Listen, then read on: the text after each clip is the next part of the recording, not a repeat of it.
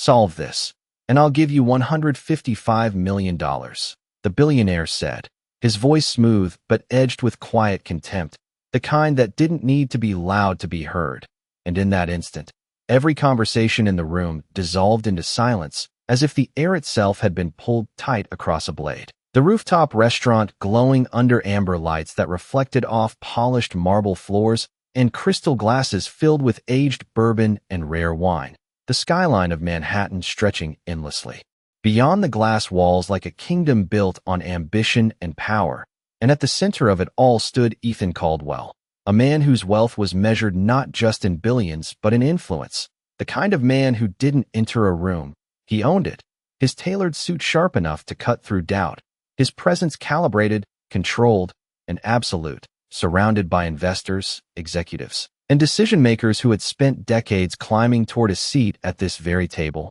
each one now watching with careful smiles that masked the tension building beneath their composure, because they all knew this wasn't just a dinner. This was a test, and tests like this didn't come with instructions. They came with consequences. And somewhere just beyond the edge of their attention, moving quietly between tables with a steady hand and unreadable expression, was Naomi Brooks, a black waitress no one had invited into the conversation. Her uniform crisp, her posture precise, her presence almost invisible in a room designed to celebrate power. Yet her eyes moved differently, not rushed, not distracted, but observant, collecting fragments of tone and tension the way others collected stock tips, because Naomi had learned long ago that the loudest people in the room were rarely the most dangerous. It was the quiet moments, the pauses, the unspoken assumptions where truth revealed itself. And tonight, something about the way Ethan placed a thin tablet on the table,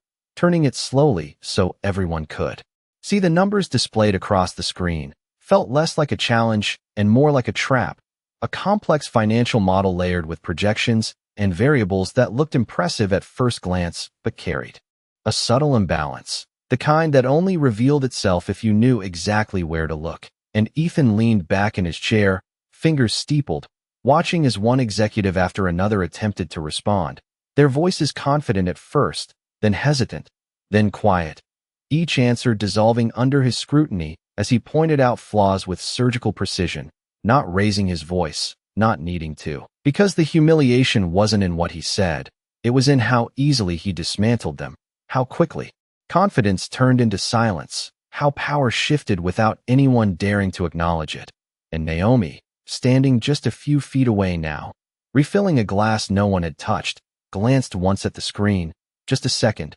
maybe less, but enough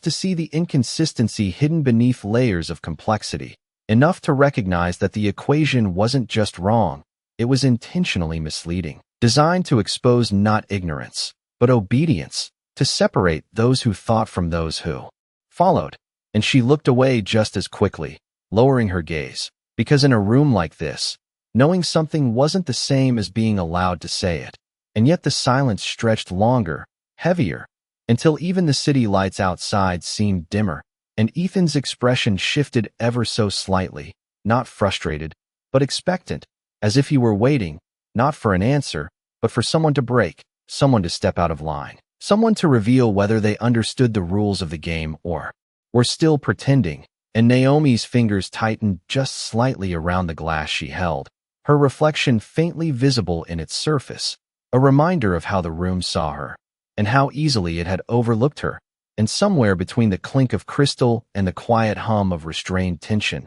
the moment began to change, not loudly, not dramatically, but with the subtle shift of something inevitable drawing closer, something no one at that table was prepared to see, because the person who understood the problem best wasn't seated among them, and the one voice that could change everything had not yet been heard. No one spoke, not because they had nothing to say, but because every word now felt like a risk measured in millions. And Ethan Caldwell let that silence stretch just long enough to become uncomfortable, his gaze moving slowly from one face to another as if weighing not their answers, but their worth, the faint sound of glass touching marble echoing louder than it should have as someone set down a drink they no longer wanted. And the city outside continued its restless motion, unaware that inside this room, Fortunes were quietly being decided without a single contract signed, and Naomi Brooks stood still beside the table, her breathing steady, her expression neutral,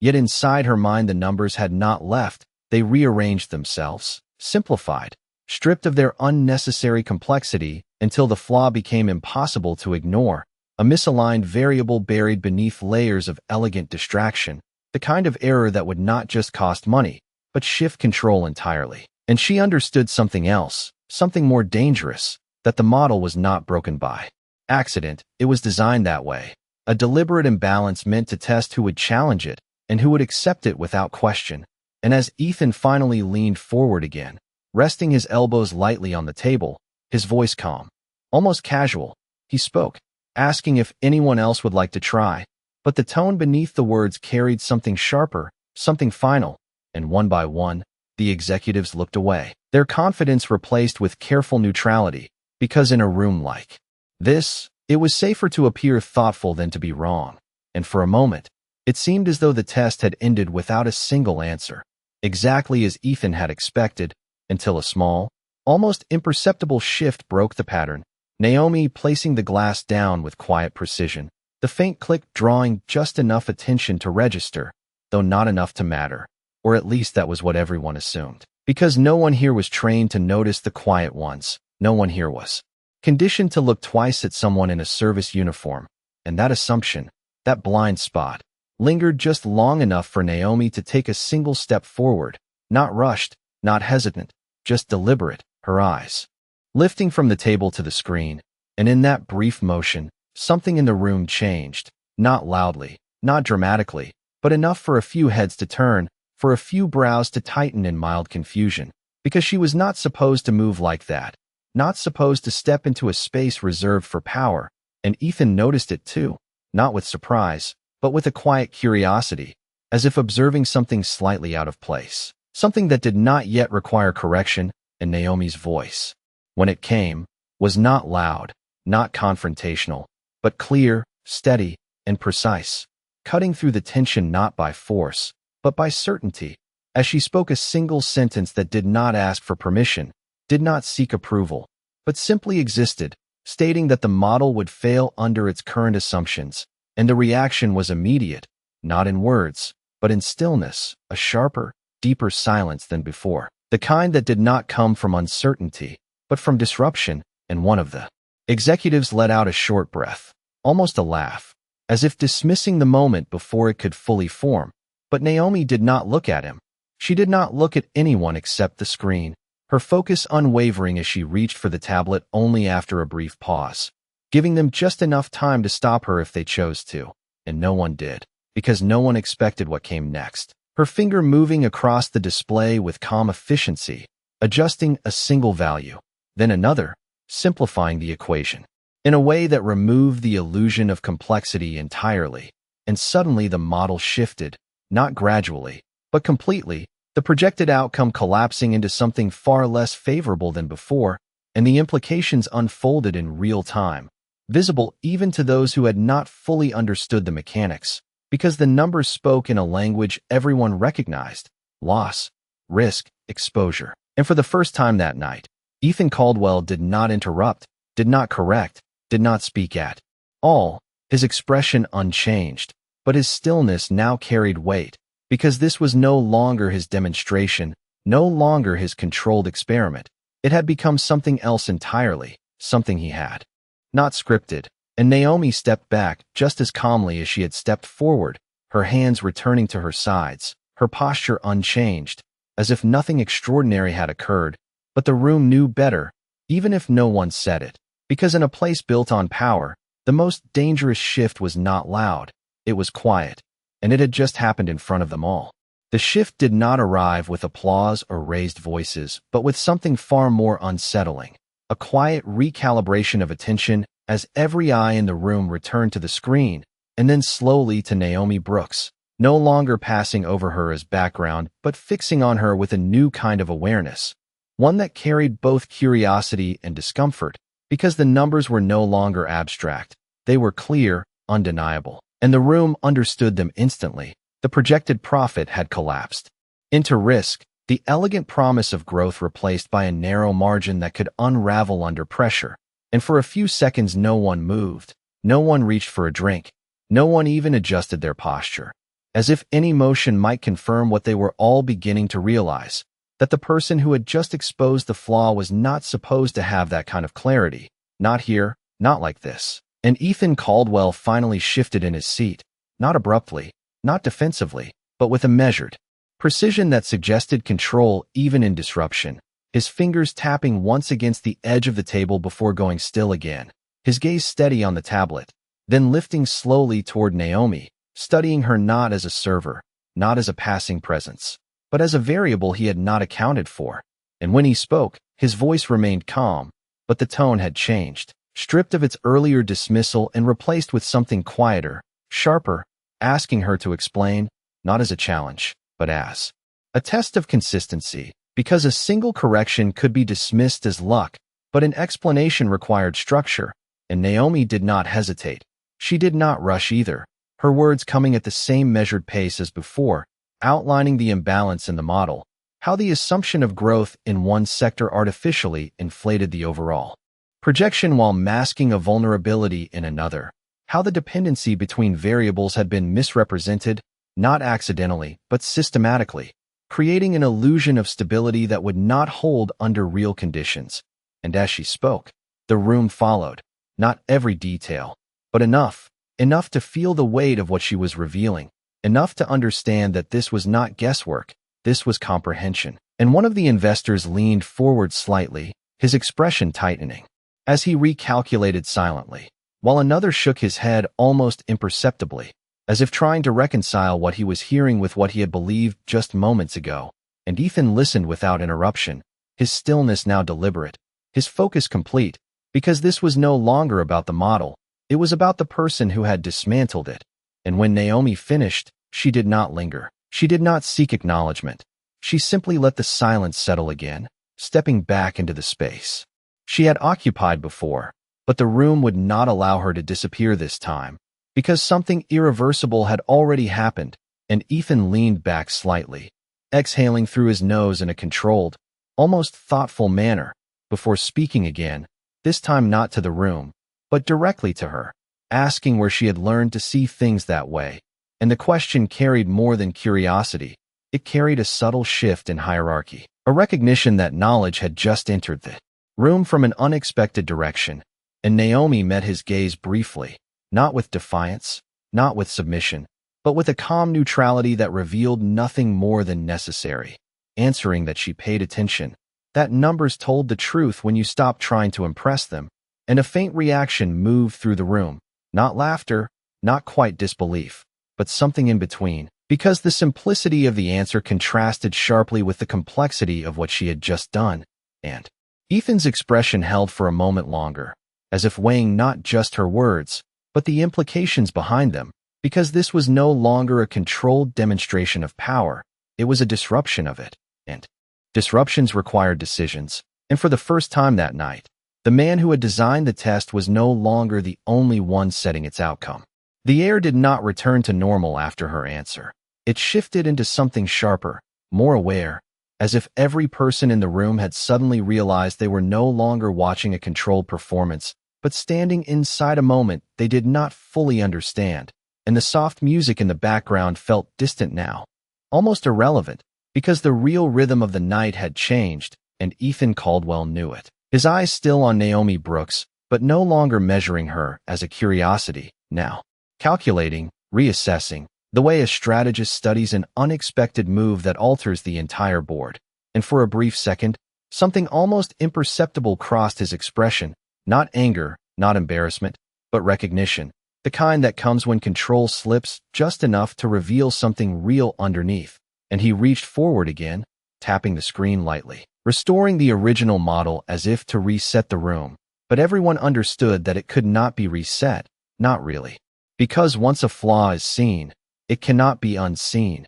And he spoke again, this time addressing the table, asking if anyone disagreed with her assessment, his tone calm, inviting, but carrying the weight of expectation. And no one answered, not because they lacked opinions, but because they no longer trusted their own certainty. and that silence confirmed more than any agreement could have. It confirmed that the balance of authority had shifted, however slightly, and Ethan leaned back once more, his gaze drifting across the faces around him before returning to Naomi. And then he did something subtle but significant. He asked her to continue, not to serve, not to step away, but to explain what she would change, and a faint ripple moved through the room, a quiet recognition that a line had just been crossed, that the invisible boundary between who speaks and who listens had been rewritten without permission. And Naomi did not react to the shift in status. She did not hesitate or show surprise. She simply stepped forward again, her focus returning to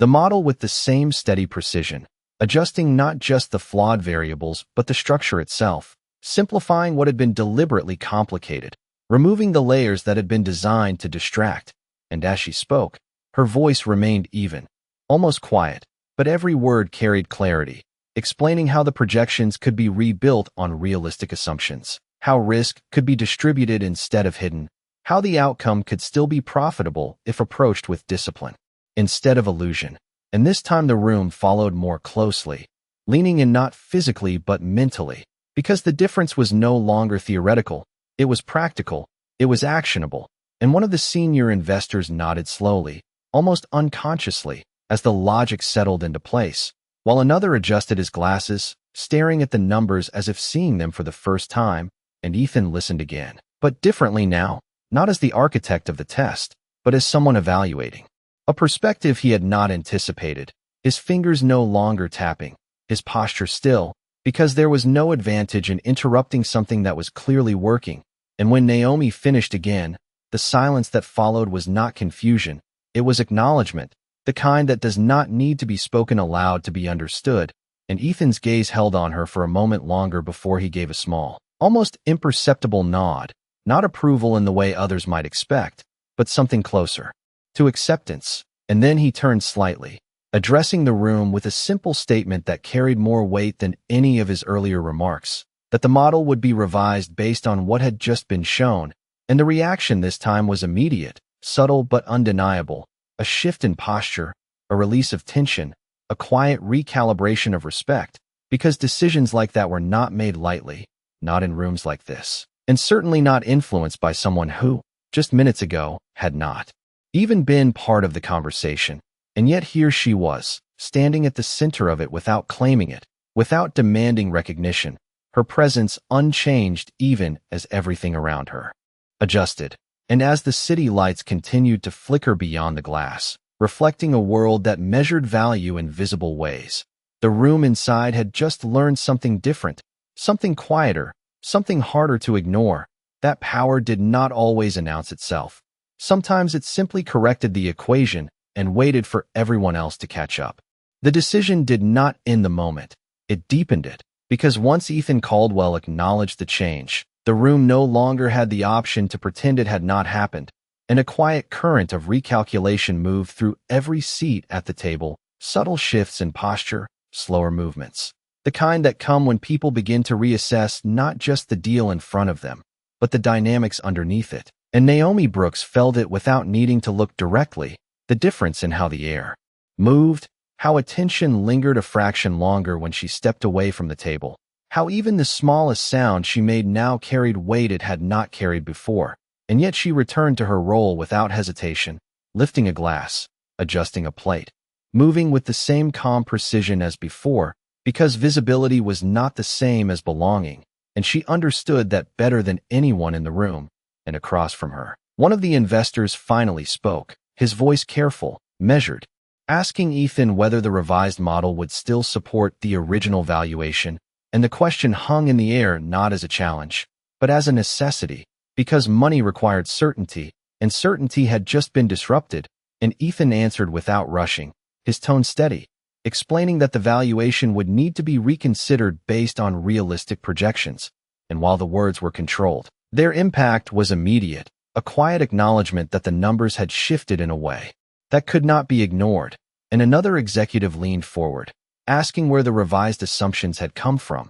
his gaze flicking briefly toward Naomi before returning to Ethan, as if unsure whether it was appropriate to recognize her directly. And Ethan paused for just a fraction of a second before responding, not deflecting, not minimizing, but stating plainly that the correction had come from an observation made in the room, and that answer, simple as it was, carried a weight that settled across the table, because it confirmed what everyone had already seen but had not yet fully accepted, that the source of clarity had not come from experience or status, but from someone they had not considered at all. And Naomi continued her work without reacting, her focus on the task in front of her, but her awareness sharp, because she could feel the shift turning into something else, something more complex than surprise, something closer to discomfort, the kind that arises when assumptions are exposed without warning. And one of the younger analysts, unable to contain his curiosity, finally looked directly at her and asked how long she had been working with financial models.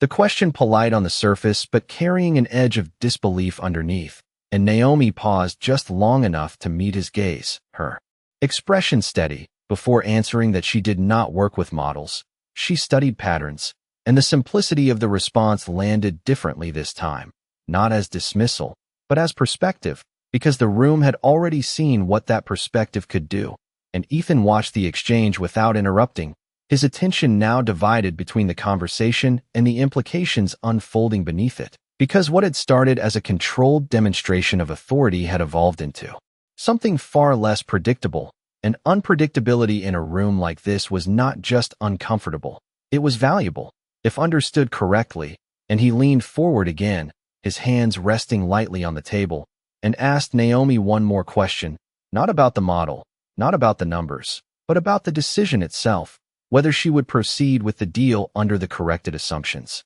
And the room stilled once more, not because they expected her to answer, but because they understood what the question meant. It was no longer about testing knowledge, it was about recognizing judgment, and Naomi considered the question for a brief moment, not performing, not hesitating, simply thinking before responding that a deal built on clarity was stronger than one built on illusion, but only if everyone involved was willing to accept what the numbers actually said, and the words settled into the room with a quiet finality, because they did not just address the model, they addressed the people around the table, and for a moment, no one spoke, not because they could not, but because there was nothing left to hide behind. And as the city lights flickered beyond the glass, reflecting a world that rewarded confidence and control, the room inside had been given something far more difficult to manage, the truth, presented without noise, without permission, and without apology. The silence that followed her answer did not feel fragile anymore.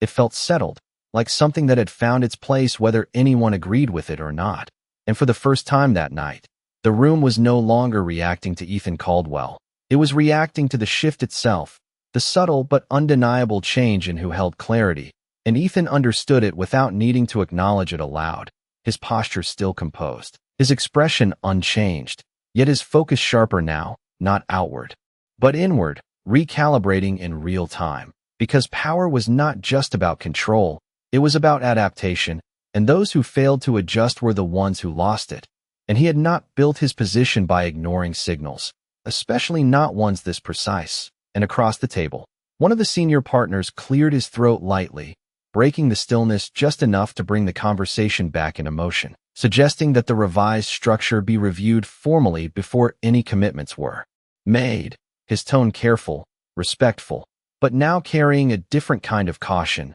not toward Ethan, but toward the information itself, because once doubt enters a deal, it changes everything. And another voice followed, asking whether the original assumptions had been intentionally structured to test responses, the question indirect, but pointed, and for a brief moment, the room held its breath again, not in fear, but in anticipation, because this was no longer about numbers, it was about intent, and Ethan let the question sit for a second longer than necessary, not avoiding it, but allowing its weight to settle before answering, his voice even, admitting that the model had been designed to observe how people approached complexity, whether they challenged it or accepted it, and the honesty in that statement did not create tension, it clarified it, because it confirmed what some had already suspected, that this had never been just a financial discussion, it had been a filter, a way of identifying who thought independently and who followed the structure presented to them. And Naomi,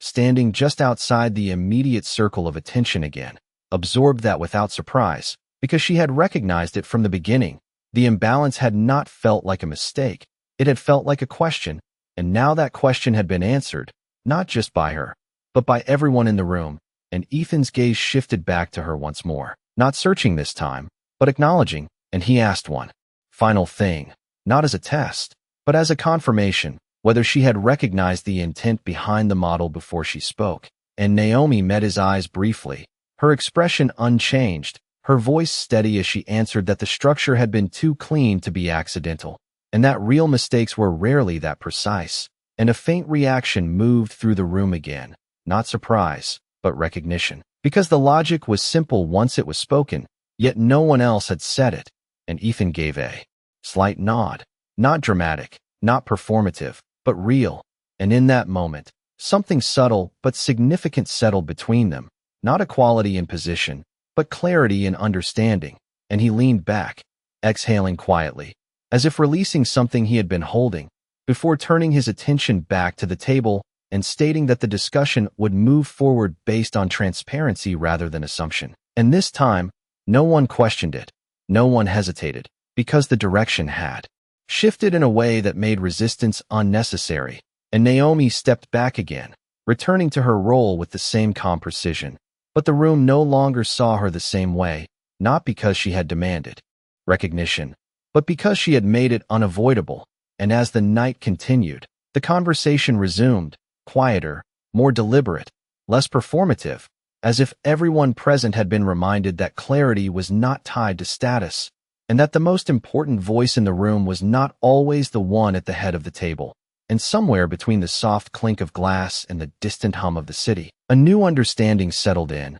not spoken, not announced, but present, that power could be challenged without confrontation, that authority could be redirected without force, and that sometimes the person who changes everything is the one no one thought to listen to, until it was too late to ignore them. The night did not return to what it had been before. Even as conversations resumed and glasses were lifted again, there was a difference now, quieter but unmistakable, like a current running beneath the surface of every exchange, and Naomi Brooks moved through it with the same steady rhythm, collecting empty glasses, replacing folded napkins, her presence once again blending into the structure of service. Yet the room no longer allowed her to disappear completely, because once attention had shifted, it could not fully retreat, and across the table, the discussion continued with a new tone, less performance, more precision, voices measured, questions sharper, as if everyone present had adjusted their approach without needing to announce it.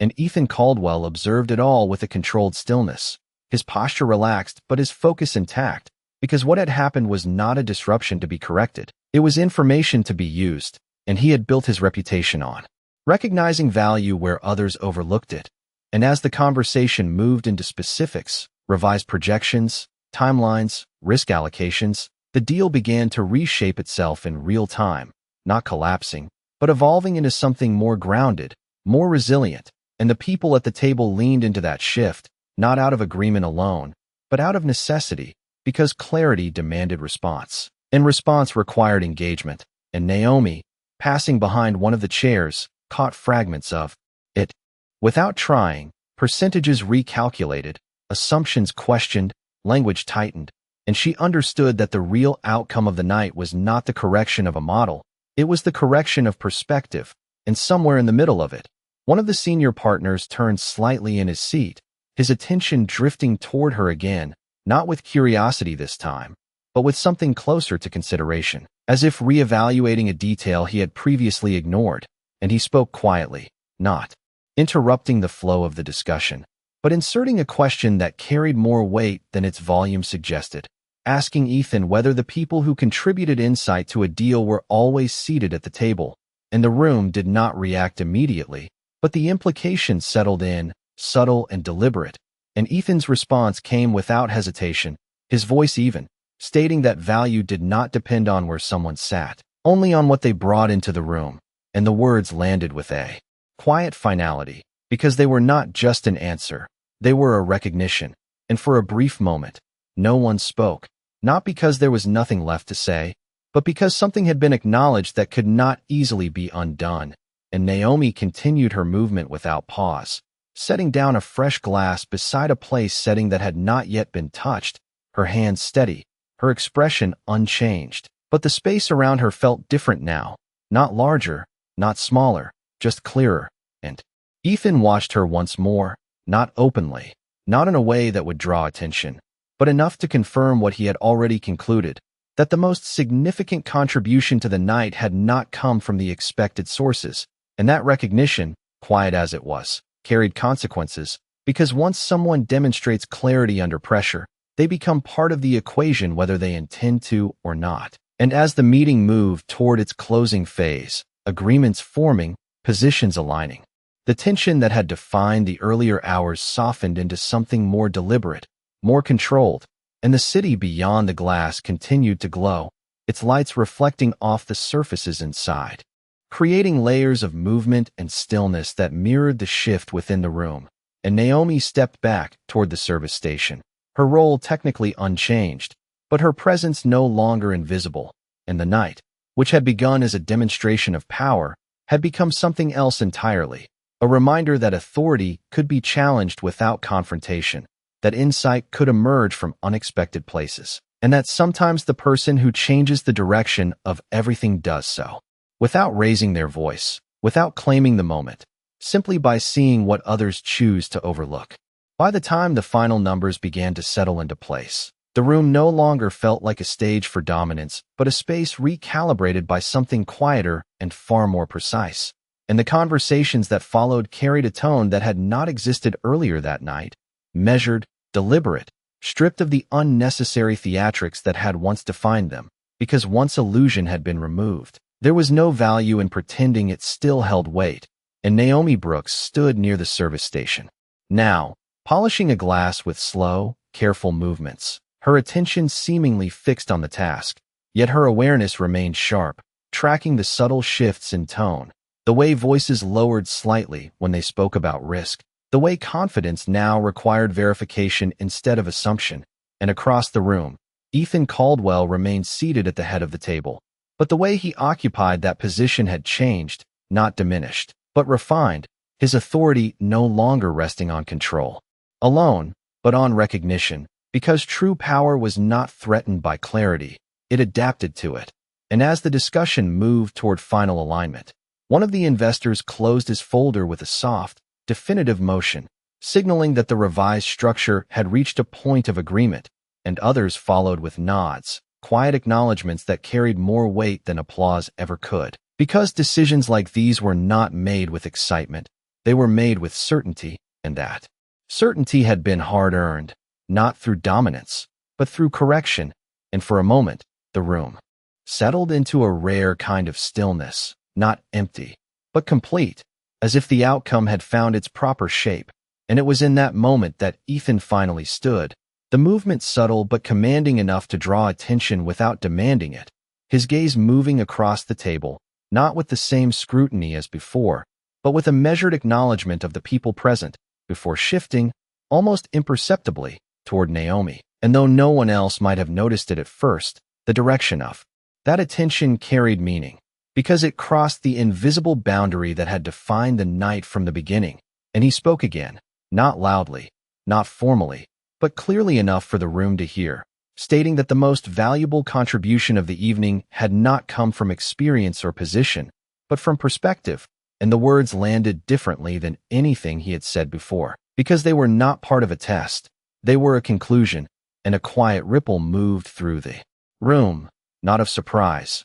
but of recognition, as several eyes turned, some cautiously, some openly, toward Naomi, and she did not react immediately, her hands continuing their motion for a brief second longer before coming to rest, as if allowing the moment to settle before stepping into it. And when she finally looked up, her expression remained composed, her posture unchanged, because acknowledgement did not alter who she was. It only revealed what had already been there, and Ethan held her gaze for a fraction longer before giving a slight nod, not as a gesture of authority, but of respect. And in that small exchange, something shifted that could not be measured in numbers or contracts, something quieter but far more lasting. And as the meeting began to dissolve into closing remarks and quiet conversations, The energy of the room carried forward that change, not loudly, not dramatically, but with a steady clarity that shaped every interaction that followed, and Naomi returned to her work, not retreating, not advancing, simply continuing. But the space she occupied was no longer defined by invisibility, it was defined by presence, and as the city lights reflected against the glass, casting moving patterns across the room, the night came to a close not with celebration, but with understanding, a recognition that value does not announce itself, it reveals itself, often in the moments when no one is paying attention. And by the time the last agreement had been quietly confirmed, the most important lesson of the night had already been learned, not spoken, not written, but understood by everyone who had witnessed it. That power can create a room, but it cannot always define what happens inside it. The room did not erupt when the meeting ended. It unraveled quietly, chairs sliding back with controlled movements, low voices exchanging final confirmations, hands reaching for jackets and phones, because in places like this, outcomes were not celebrated, they were absorbed. And Naomi Brooks watched it all from a distance that no longer felt the same as it had before, her hands steady as she gathered the last untouched glasses, her movements unchanged even as the weight of the night lingered. In the air and across the room, Ethan Caldwell remained where he stood for a moment longer than necessary, not out of hesitation, but out of awareness, as if measuring the space after everything had shifted within it. And when he finally moved, it was not toward the exit like the others, but toward her, his steps unhurried, deliberate, drawing just enough attention to register without turning into a spectacle. And the few who noticed did not interrupt, because they understood that whatever was about to be said did not belong to the broader conversation. It belonged to the moment itself. And Naomi sensed him before she looked up, the subtle change in presence, the quiet stillness that followed him. And when their eyes met again, there was no tension left, no test, no expectation, only clarity. And Ethan spoke in a tone that no longer carried distance, acknowledging what had happened not as a surprise, but as something he respected, stating that most people in that room had experience. Some had influence, but very few had clarity, and that clarity was what had changed the outcome of the night. And Naomi listened without reacting, her expression composed, because recognition did not require response, it required understanding. And for a brief moment, neither of them spoke, the silence between them no longer heavy, but balanced, as if both understood exactly what it represented. And Ethan reached into his pocket, not hurriedly, but with intention, taking out a card and placing it on the table beside her, not sliding it toward her, not insisting, simply leaving it within reach. And he said that if she ever chose to work in a place where her perspective was not overlooked, she would know where to find him. And the offer was not framed as charity, not positioned as reward, but as acknowledgement. And Naomi glanced at the card briefly, then back at him, her voice steady as she responded that perspective did not depend on where she worked, only on whether people were willing to listen. And a faint, almost imperceptible shift crossed his expression, not disagreement, but recognition of truth spoken without effort. And he gave a small nod before stepping back, not pressing further, because the exchange had already reached its conclusion. And as he turned to leave, the room continued to empty around them, the quiet energy of departure replacing the earlier intensity. And Naomi returned to her work, collecting the last of what remained, her movements as precise as they had been at the beginning of the night. But the meaning behind them had changed, not for her, but for those who had witnessed what she had done. And as the final lights dimmed slightly and the reflections of the city stretched across the glass, the night settled into its ending not with noise, but with understanding, because what had taken place was never about a single equation or a single correction. It was about something deeper, something harder to measure, the moment when assumption met reality and lost, the moment when power encountered clarity and had no answer for it. And Naomi Brooks did not raise her voice, did not claim the room, did not hold on to the moment longer than necessary. She simply saw what others missed and spoke when it mattered. And that was enough, because in the end, the most powerful shift in the room was not who controlled it, but who understood it. And that kind of power does not need to be announced, it only needs to be seen.